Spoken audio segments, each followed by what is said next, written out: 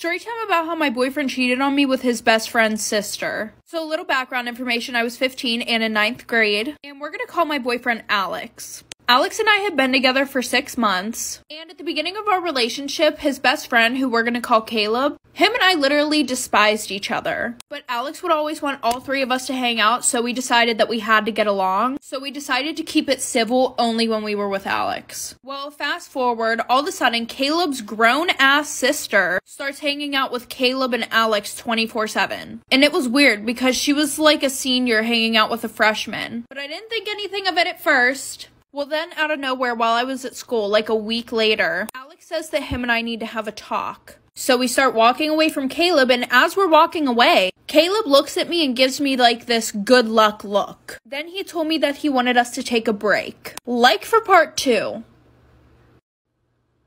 Part 2 about how my boyfriend cheated on me with his best friend's sister. So like I said, he tells me that we need to talk, and then he goes, I think we should take a break. Like, what do you mean, take a break? Well, funny thing, throughout this whole break, he was still being touchy with me, still acting like we were in a whole-ass relationship. And the whole time, I was acting like I was fine, so that way I didn't want him to feel bad for me and felt like he had to get back together with me. And he was acting like nothing happened. Like I said, it was getting to the point where all my friends had started asking if him and I were back together. And I had to be like, no, we're not back together yet. Well, then Friday rolls around, aka 2 weeks later, and he tells me that he misses me. Shocker. So then he said he wanted to get back together. I said yes, obviously, because I still really liked him and I was a dumbass not to see the red flags. Well, now that it was second time around of us being together, I started to notice the first flags that I didn't notice in the beginning of our relationship. Like the one time he went to the mall with his friends and he gave these girls his Snapchat. He wasn't going to tell me about it, but then his friends told me, like for part 3.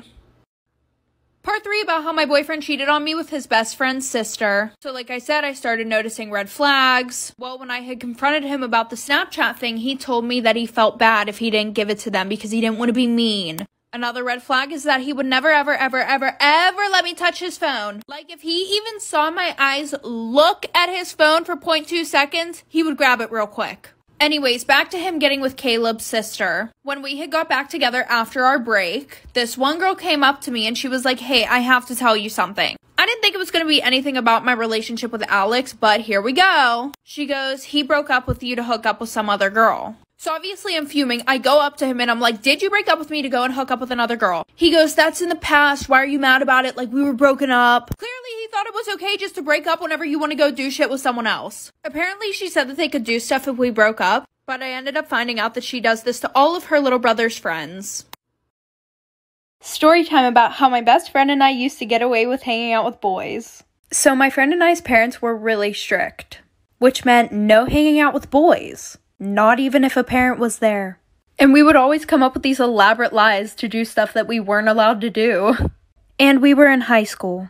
So we really wanted to go hang out with one of our guy friends. So we came up with this plan where we would tell them that we were going to a football game because it was a Friday, and that an Uber was coming to pick us up. And there really was no Uber, it was actually just our guy friend coming to pick us up. But since my dad didn't let me go in Ubers, we had to go to my best friend's house. And her parents were fine with it because they loved me and thought that I was the most perfect child on earth.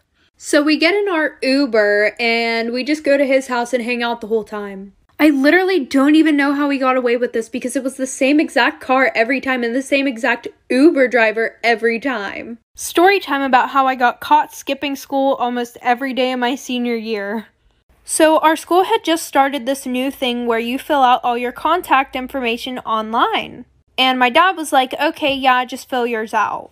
And it pretty much was who can pick you up, who can make early dismissals for you, who they can call if you're in trouble. Well, I decided to be a sneaky little bastard and put my boyfriend in for every single one of those contacts.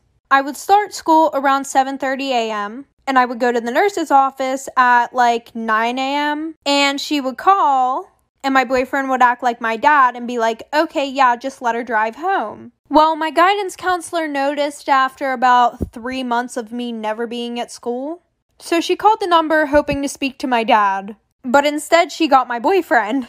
And he just thought it was a random person, so he didn't act like my dad. Because neither of us knew. Like for part 2. Okay, part 2.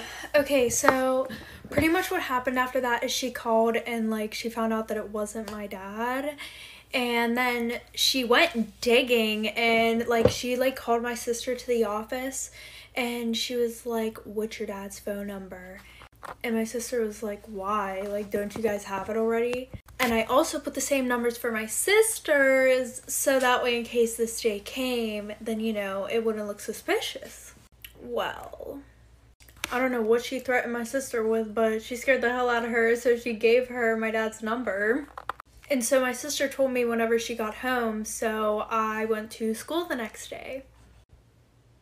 And it was like a surprise party whenever I walked in the office. The dean was there, the principal was there, and my guidance counselor. So I got in trouble, and then they were like, "Oh, we're calling your dad." So what did I do? I left before they called him.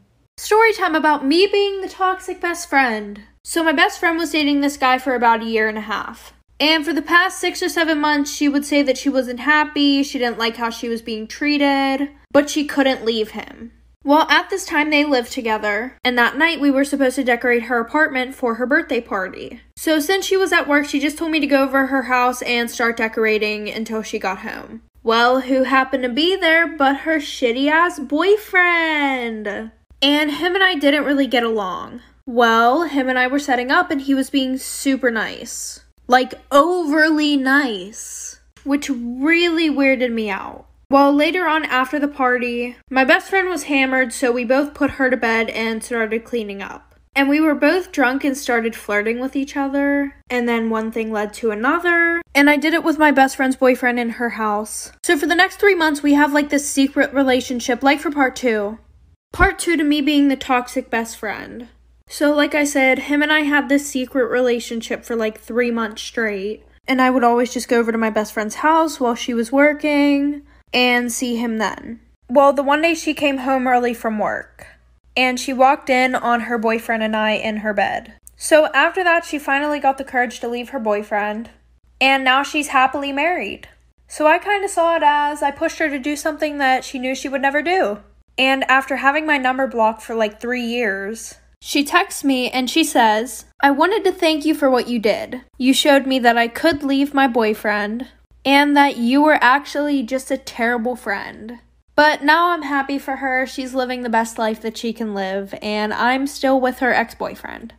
Storytime about one of the most embarrassing things that has ever happened to me in high school. So a little background information. I was in my freshman year of high school. Well, spring break was coming up. Well, the whole year, my friend and I hadn't been to one single party. So we decided that we wanted to try and go to a party every single day of spring break, which was about to be super difficult because we had to worry about my strict-ass parents and my neighbors. A little background info on my neighbor. My neighbor is this girl who's in my same grade, and she literally hates my guts. I don't know why, but literally anything that I do, she'll go and she'll tell her mom, and then her mom will tell my mom, because my mom and her mom are best friends. But before we know it, Saturday comes around, and we go back to school on Monday. We did not make it to one single party. Well, later that night, we found out that one of our friends was throwing one. So around 11 o'clock, everybody's sleeping, and I walk out my back door, hop over my fence, and I start heading towards the road where my friend was going to be parked. But you know, who do I see fucking sitting outside on their porch reading a fucking book? My fucking neighbor. Like for part 2. Part 2 about the most embarrassing thing that ever happened to me in high school.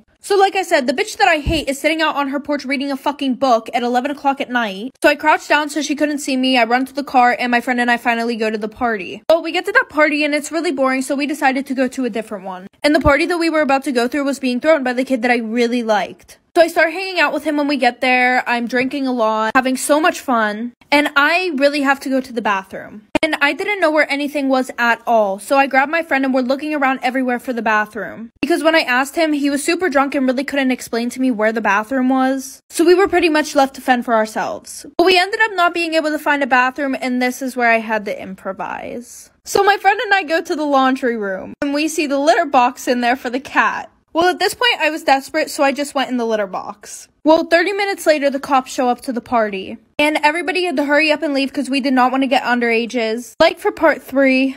3 about the most embarrassing thing that ever happened to me in high school. So like I said, I went in the litter box and then the cop showed up. We all ran because we didn't want to get underages. I was able to sneak back into my house without anybody knowing. But when I get to school on Monday, everybody's talking about the party. And apparently the kid that I liked who threw the party, his parents didn't know that he threw one at all. And this was like during first period. So I went to text him and ask him if he was grounded because we were supposed to hang out the next day. And I realized that I am blocked. So I'm thinking, what the fuck? Why does he have me blocked? So I told my friend that he blocked me, and she goes, it's probably because he saw what you did in the laundry room. And I'm sitting there and I'm like, there's no fucking way that he knows. Because there was a door that led to the outside in the laundry room, there were cameras in there. So everybody saw this video of me. People were posting it on their Finstas, posting it on their Snapchat stories. It was so fucking embarrassing. Not to mention the bitch that I hate who lives next door showed my parents the fucking video and I was grounded for fucking 4 months.